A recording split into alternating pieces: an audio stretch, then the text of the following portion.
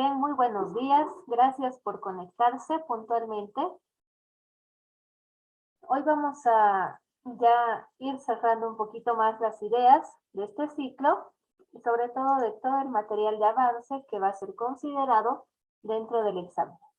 Pero que además nos da la pauta para entender un poquito mejor todo lo que fue generando las principales causas de los temas que veremos en los próximos ciclos. Revolución Francesa, Primera, Segunda Guerra Mundial, globalización, es decir, todo este conjunto de temas que nos van a permitir ya cerrar nuestro paso por la historia como tal, pero sobre todo entendiéndola y analizándola con mayor profundidad. Bien, antes de iniciar la clase, preguntarles si es que hay alguna duda respecto al proyecto de ciclo. ¿O está todo claro?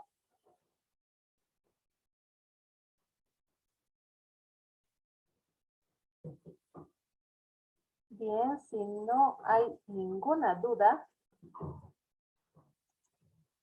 iniciamos entonces ya con el tema de la fecha. ¿Se ven las diapositivas? Sí, licenciado. Ok, perfecto, muchas gracias. A ver, un segundito los minimizo. Ahora sí. Bien. Corresponde la temática de la ilustración. El término ya es bastante elocuente al referirnos a la ilustración como un movimiento que básicamente lo que hacía era eso, ilustrar, es decir, dar luz a la gente, dar una nueva perspectiva sobre algo.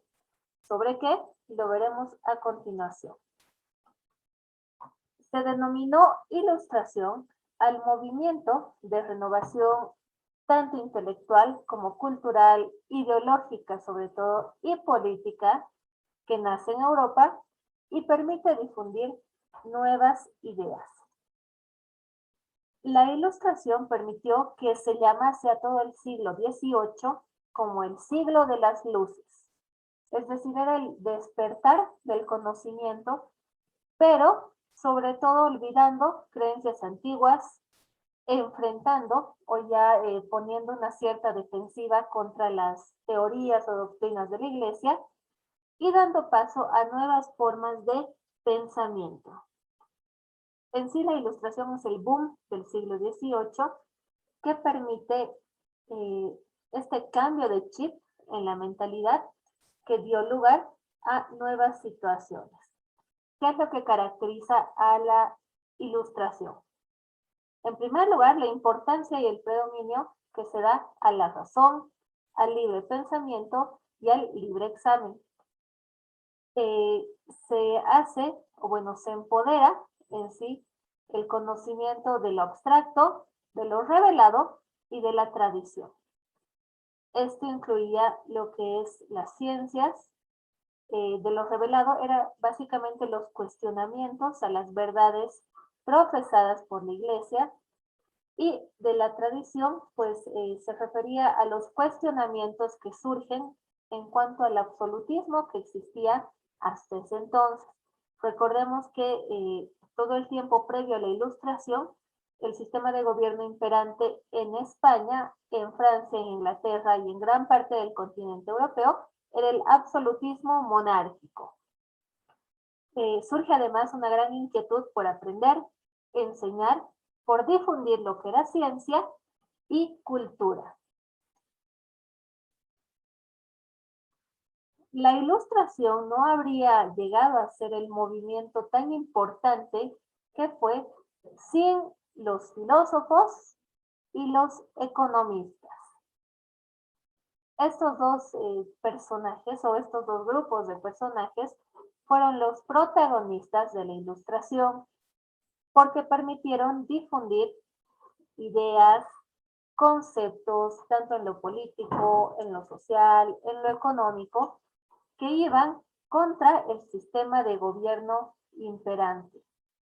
Es decir, cuestionaban todas las ideas absolutistas que hasta ese momento se habían implantado en la mayoría de la población. Al juzgar estas ideas, además, no solamente en lo social y en lo político, también surgieron nuevas interrogantes o nuevos cuestionamientos en lo económico. En este caso, los economistas dieron lugar a otra corriente de nuevas ideas sobre sistemas económicos. Estas ideas, o bueno, todos estos postulados, tanto políticos, sociales, económicos, judiciales, religiosos también, fueron recopilándose en la enciclopedia. Actualmente sabemos lo que es una enciclopedia, ¿no ve? En sí la enciclopedia es, o puede ser entendido como un libro de saber que reúne bastante información y bastante material.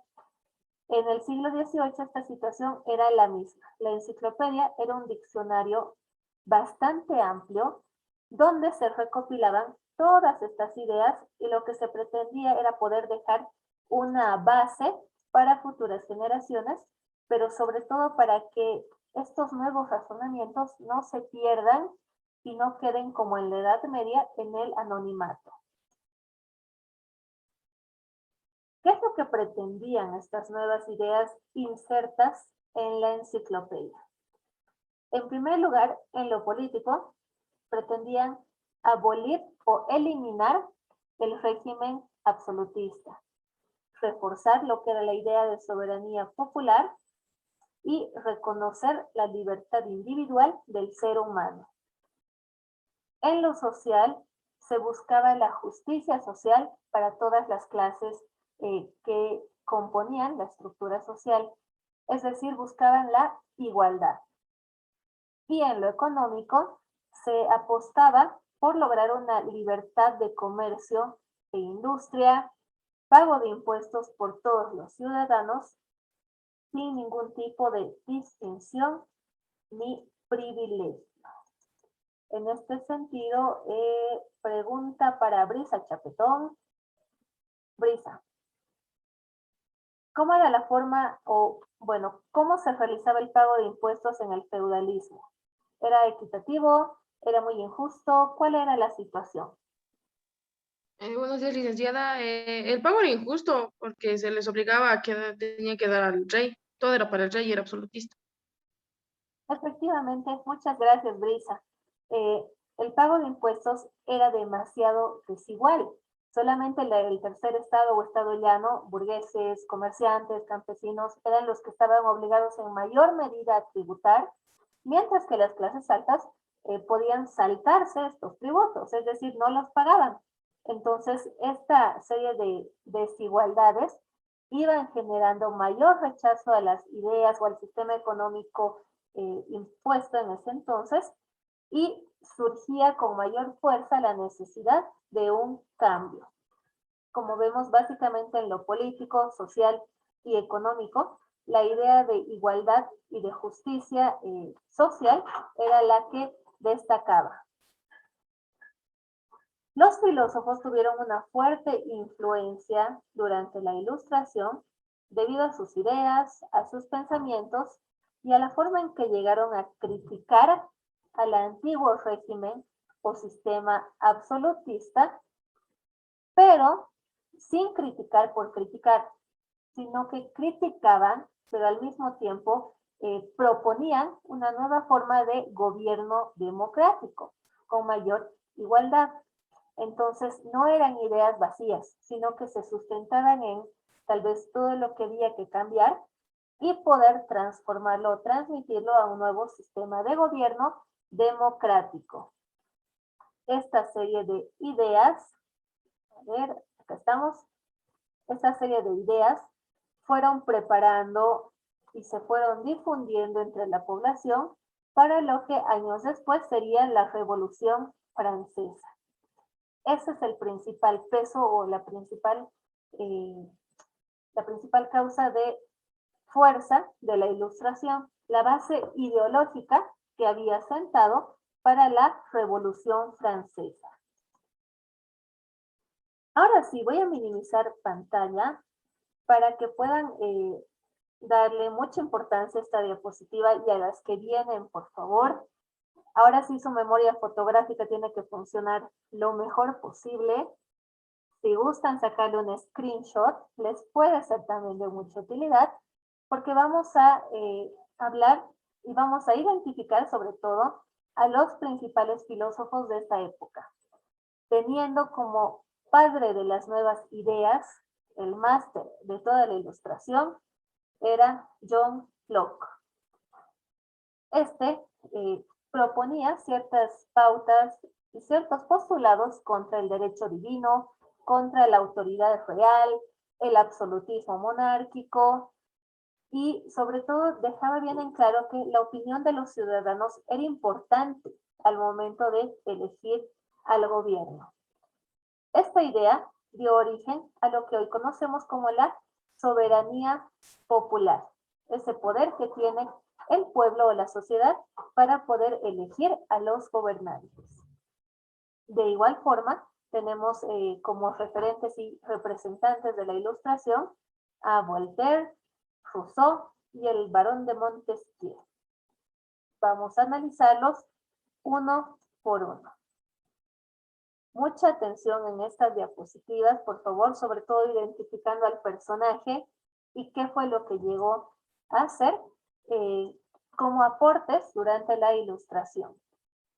Voltaire, en primer lugar aclarar que su nombre real era François-Marie Arouet, nacido en París, importante historiador y filósofo.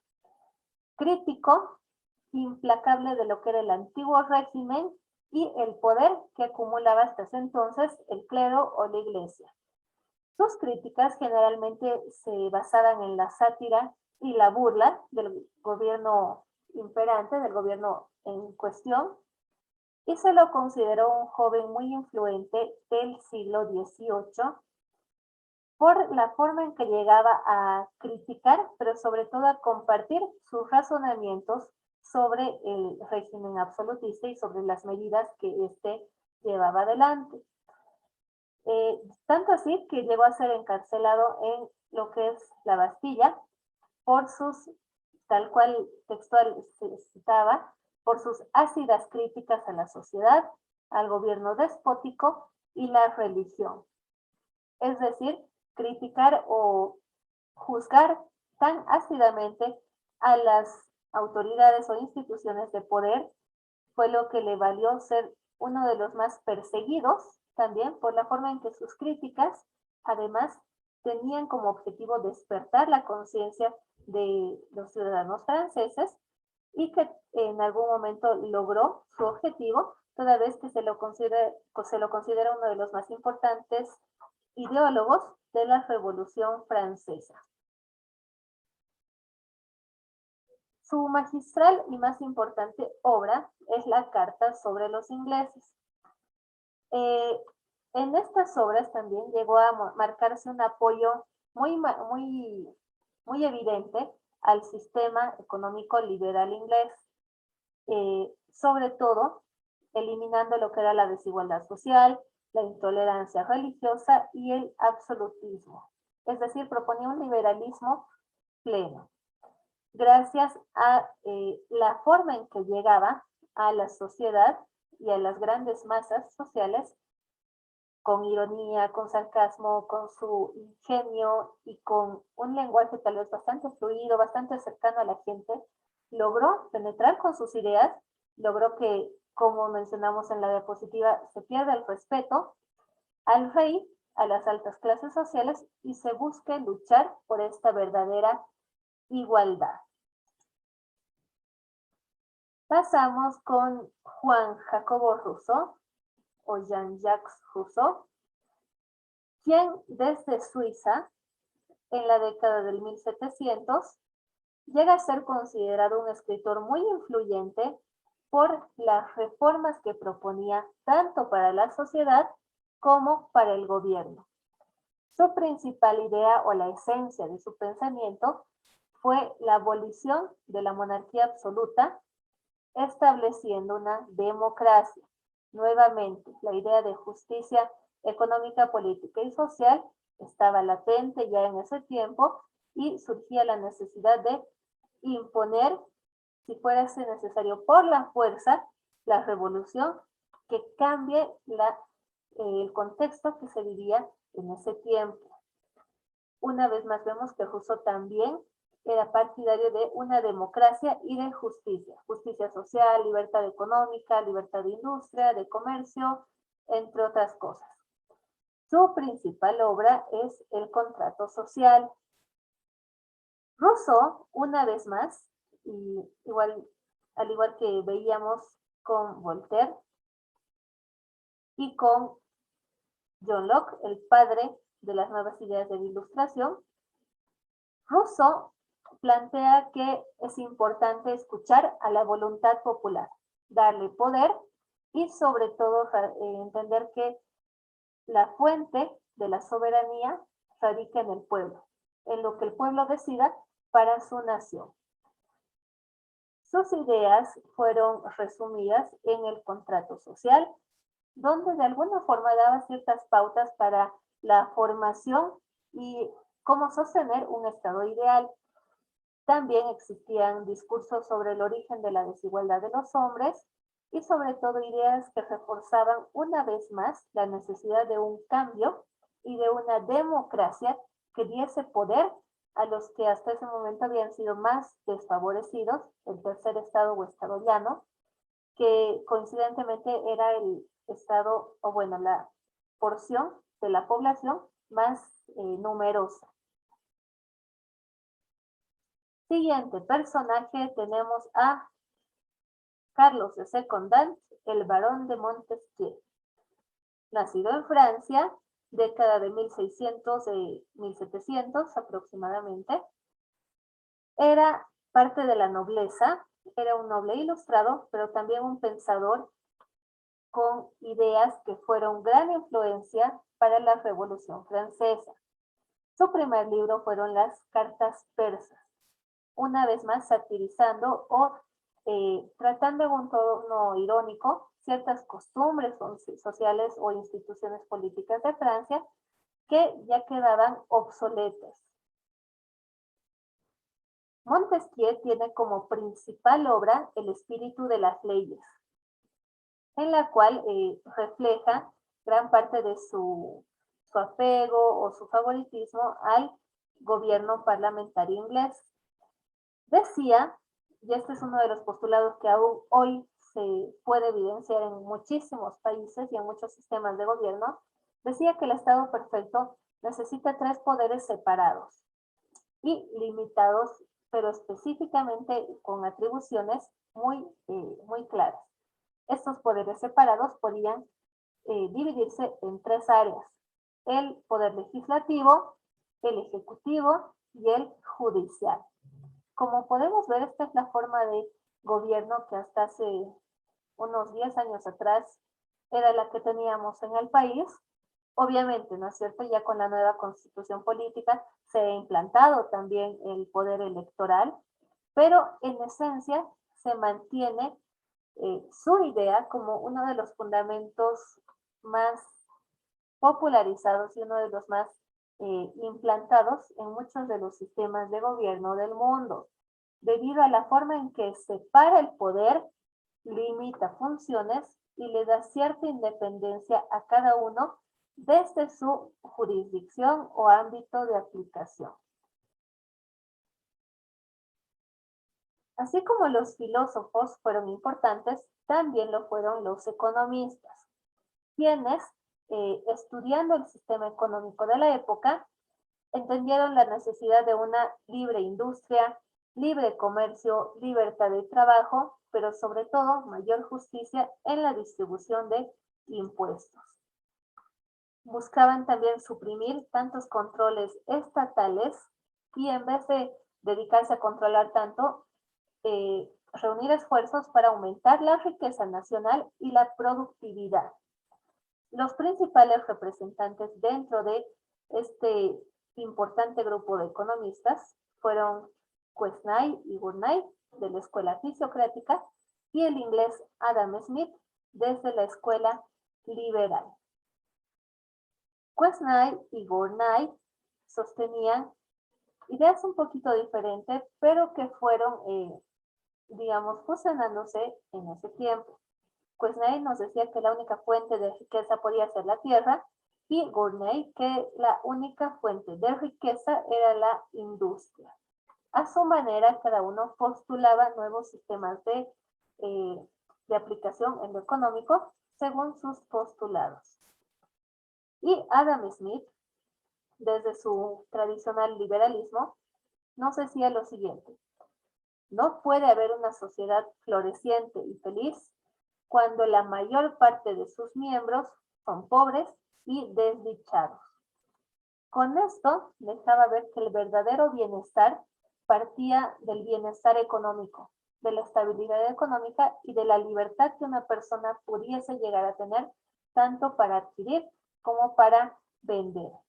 Por eso la necesidad, según Smith, de implantar una libre industria, libre comercio, distribución justa de impuestos, pero sobre todo de dar mayor impulso a la libre oferta y demanda. A ver, pasemos ahora a lo que ya habíamos mencionado antes. Todas estas ideas que hemos visto de Montesquieu, Voltaire, Rousseau, Quesnay y demás, iban reunidas en la enciclopedia.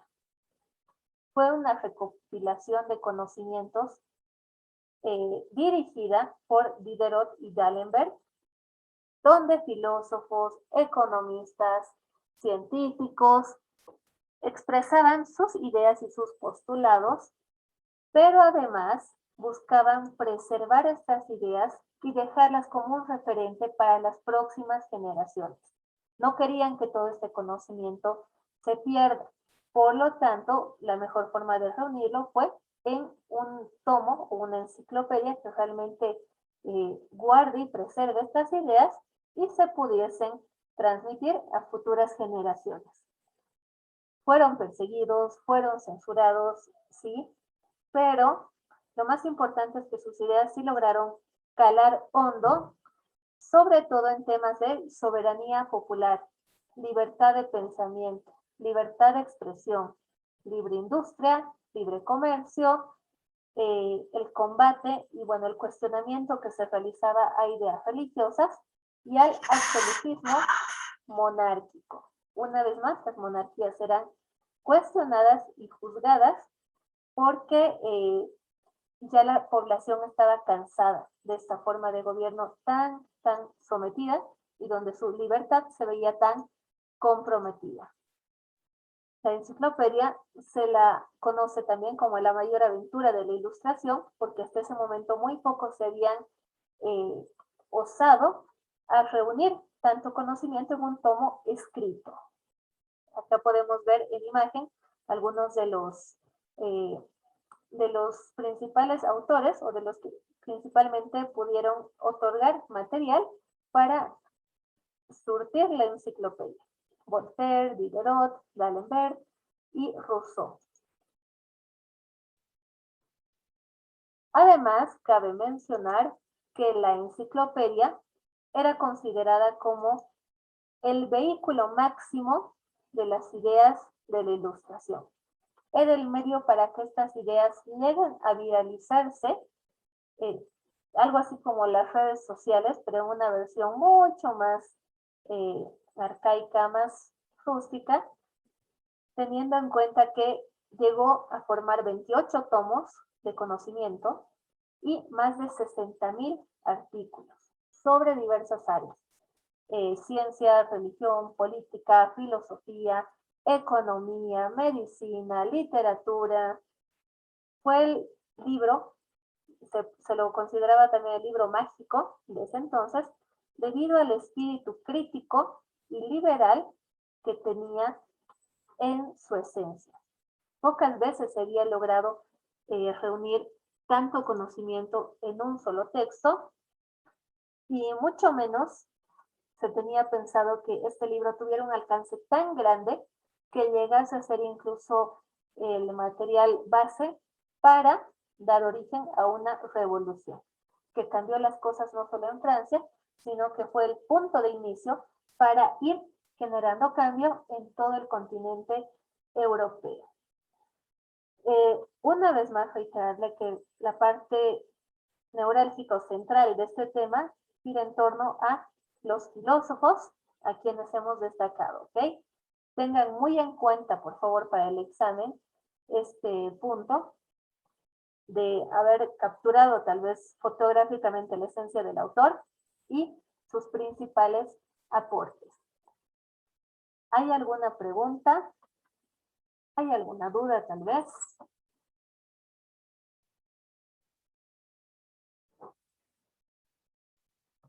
Bien, creo que hemos sido bastante didácticos, ¿no es cierto?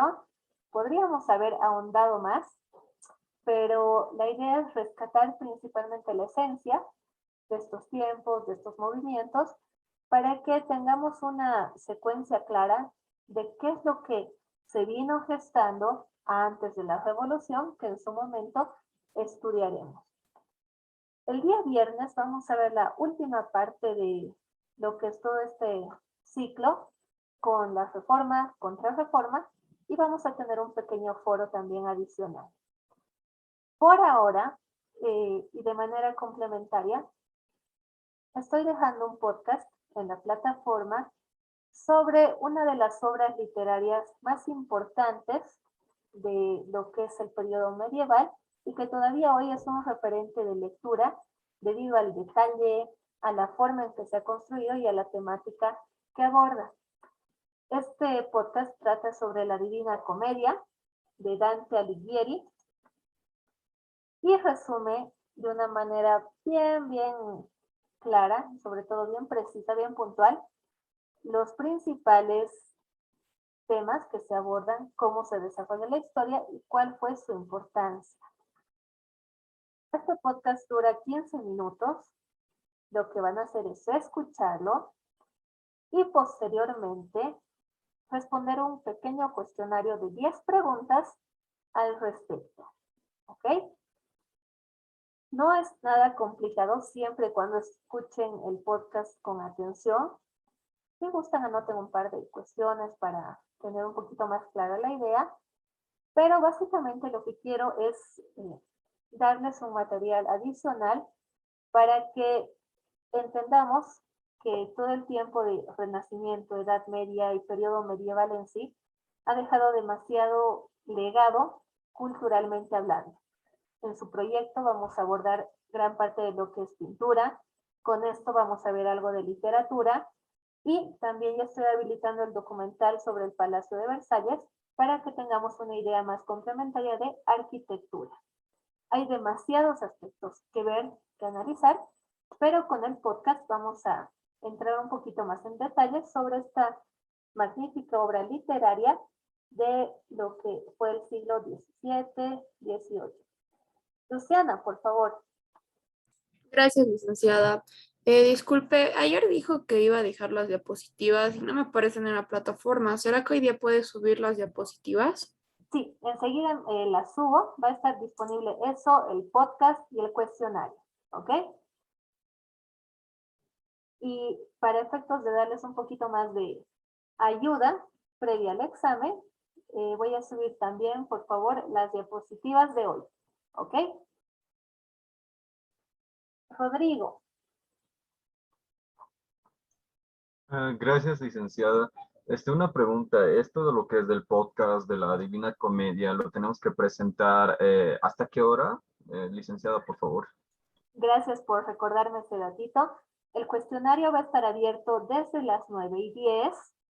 Obviamente ya para eso van a estar escuchando previamente el podcast y tienen que contestarlo hasta las 10:05. ¿Ok? No intenten responder el cuestionario a las 10 porque como el lapso de tiempo para responderlo es de 10 minutos, ya no les va a permitir, ¿no es cierto? Si empiezo 10 y se cierra el tiempo 10:05, me va a votar a las 10:05 y no voy a acabar. Procuren escuchar el podcast, como les digo, una vez, máximo 2 veces, para tal vez aclarar alguna duda, y contestar a la brevedad posible al cuestionario de 10 preguntas. consulta. ¿Su próxima clase es a las 10:15 o a qué hora?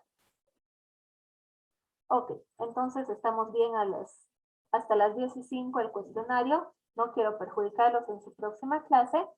Así que ni bien termine la clase, habilito podcast, escúchenlo, tomen apuntes y posteriormente respondan el cuestionario, que no está complicado ni mucho menos.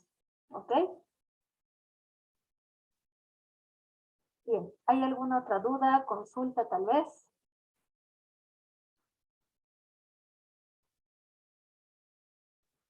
Bien, si no hay ninguna otra duda, y mientras voy registrando la asistencia, ahora sí, cerramos sesión y nos vamos a trabajar con el podcast y el cuestionario, ¿ok? Para el cuestionario, por si acaso, tienen 2 intentos. Por si algo llegara a pasar en el primero, pues en el segundo reivindíquense. La calificación que se tome en cuenta va a ser la más alta. Así que no hay mayor problema. Mucha suerte y trabajemos con este material, por favor. Nos vemos el viernes, chicos, 8:30. Y con eso cerramos avance con un par de recomendaciones también finales para nuestro examen del 5 de noviembre. Chao, chicos, nos vemos. Hasta luego, licenciada. Chao, chao, buen resto de día. Hasta luego, licenciada. Chao.